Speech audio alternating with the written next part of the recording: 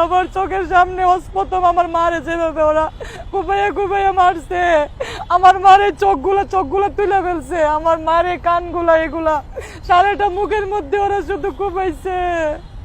আমার মারে যেভাবে আমি দেখছি চোখের সামনে কুপাইছে, আমার বাইরে যেভাবে দেখছি, আমার বোনকে যেভাবে দেখছি, এগুলো ভাবলে আমার সারে শরীর। আমার বোনটাকে যে ওরা প্রথম যে একটা কূপ দিছে, আমার বোনটা তখন মরে নাই। আমার বোনটারে যদি তখনও যদি হাসপাতাল নিত, আমার বোনটা বাঁচতো।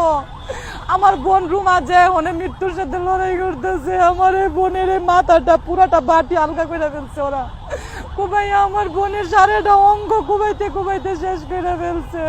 আমার সন্তানকে নিয়ে আমি বাথরুমের ভিতর গিয়ে পলাইছি, আমার এই দেহ গোলারে পোকামা করে কামড়াইয়া রক্তাক্ত করে ফেলছে। আমার বাচ্চাগুলা এখনো পর্যন্ত অসুস্থ।